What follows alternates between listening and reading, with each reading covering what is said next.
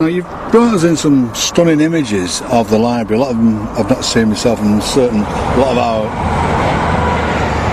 readers will not have seen.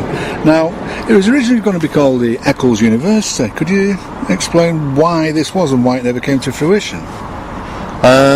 Yeah, there's some articles in the paper from about 1906 that their vision for Eccles and its population was to introduce a college, university or public hall with the library attached to it.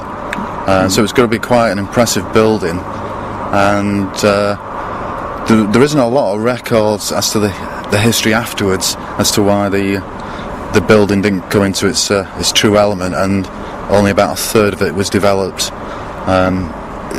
When you see the artist impression, you'll be able to see from the central portion only about a third of the right hand of the building was developed, and so if you do stand outside of the existing building now with the gateway attached, you'll be able to see the divide and this flat gable wall on the left hand side. And so obviously they've still kept to the artist's impression, this architect's design, and so that's why it's not developed and we just have a flat end to the building. I was interested to see that Carnegie actually was at the opening ceremony. Why did Carnegie choose Eccles? Well, by the end of his death, he built around 3,500 of these Carnegie buildings, libraries, colleges, and so forth.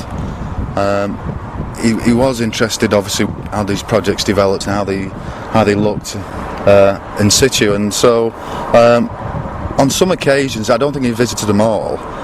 He mainly did his work in the States. He came from Dunfermline in Scotland, and that was his birthplace, and then moved over into America. But I think he had an opportunity to come over to Eccles to see the building. I think at the time he may have just been in Europe, and fortuitous. Yes, and when he came over, he was actually presented from the borough of Eccles with a scroll and a document, and I think he would have been impressed with the building and what we've actually done to it. Done with it now. Yep.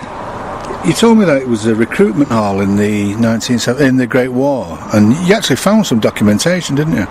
Yeah, we did some refurbishment to the ground floor and to the floorboards, and in one corner of the building, one of the joiners found a recruitment card from October 1917.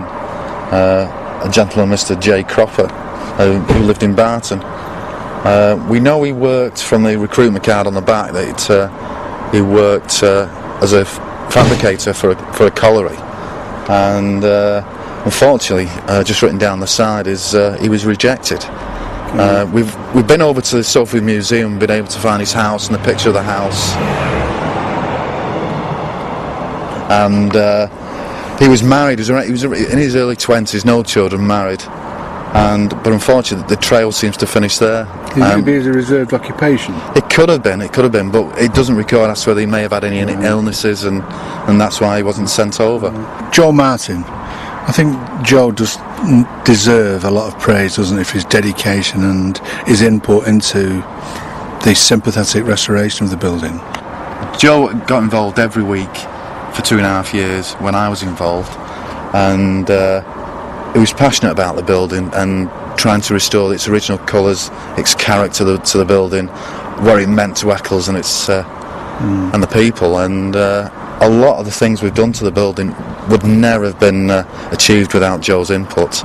In the early days, we were looking at the lighting schemes within the library, and we've got photographs from the 1960s and 70s, and they just use overhead strip lighting, which was just spanned between the galleries.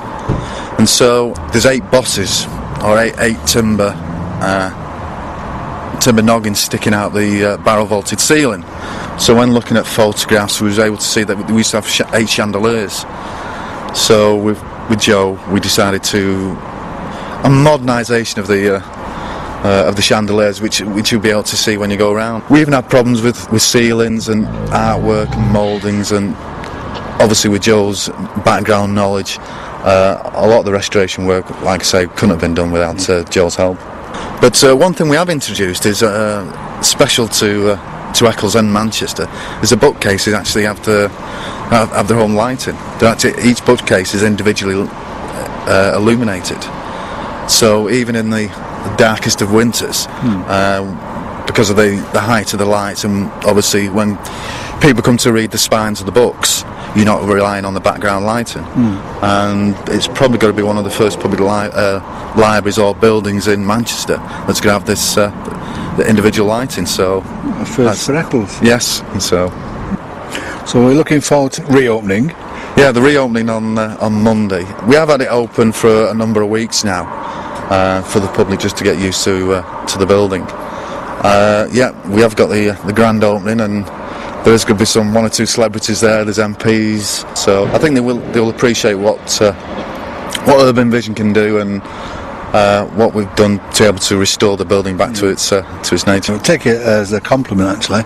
I have been in and seen it, and I think it's marvellous. So sympathetically restored. I was frightened actually that there may have been some architectural damage, but no. I think you've done a wonderful job, and I doff my cap to you, sir.